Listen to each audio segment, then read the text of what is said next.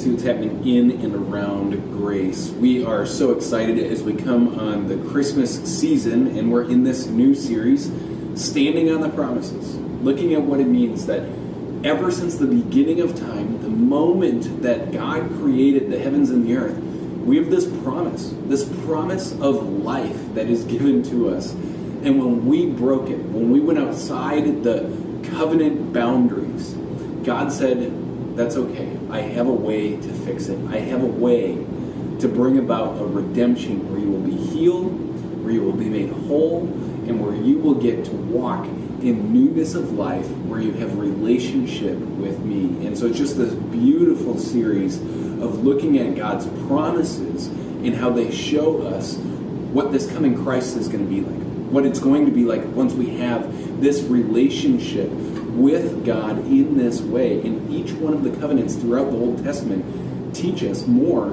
about what's going to happen, what it's going to look like, and more about who God is and his plan of redemption. So we're excited to continue that series as we get closer to Christmas. We also want to bring to your attention something that's a little bit of a housekeeping thing.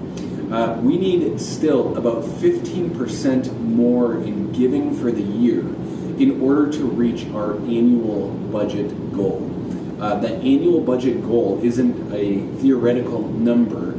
It's a number that's put out that says, hey, based on the last 5 years of our expenses, what we've had to have in hand, this is about how much we need in the coming year.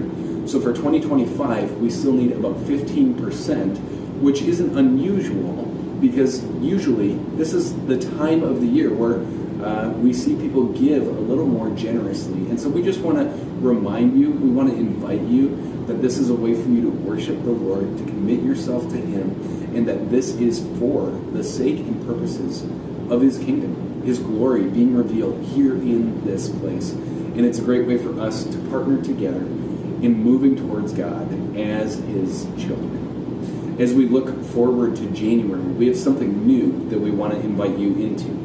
It's called the Disciples Bookshelf, and you can find it on our website starting this week.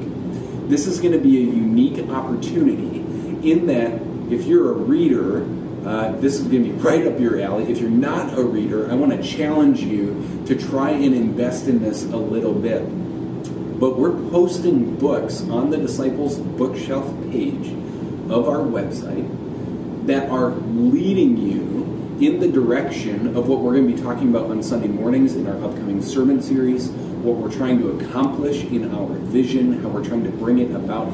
It's going to help equip you to live out the vision that we are putting in front of the church, the biblical teaching that we're putting in front of the church, to say, hey, how do I embrace this more? How do I go deeper with what I'm learning? How do I make sure that I'm applying this and that it's not just something that I know I should do, but I'm given more direction on how to carry it out.